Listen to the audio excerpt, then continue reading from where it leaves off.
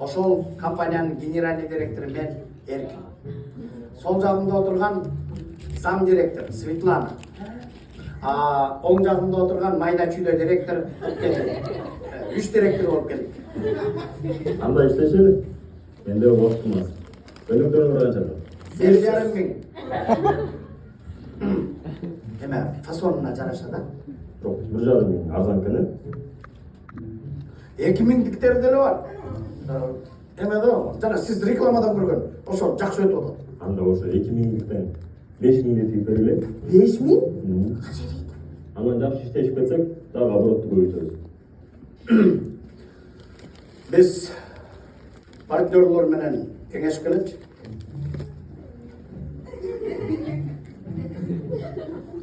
Партнерлор, турбайсыңар? Деген болады. Біз жерім айырылыңыз айырылыңыз. Жоқ, тінчеге жашабайды ма? Неге болуп атасыңар? Мындай шанс жашоодо бир эле келет. Эгер колдонуп калсак кеттик, колдонбосок калдык. Мен лично кеттим окшойт. Сезип отур. Силер жана сасыган үйүңөргө бара бер. Анда баттан дейсиз сарай жерде. Ошода. Тексе тегене. Ошоның үчөө көңүл тиккенге материалга акча кайда табабыз? Ойлонмок.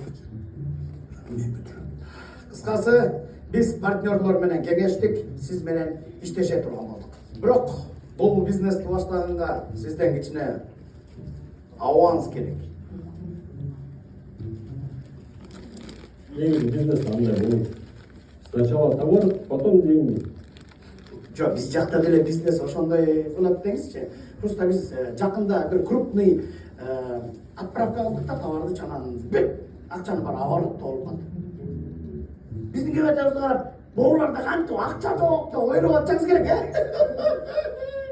Бирок действительно бир тиын жок.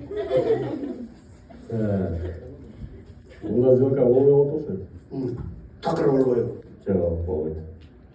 Саламат калыңыз анда. Мужикке кеттик. Жок. Бир вариант бар. Кандай вариант? Менин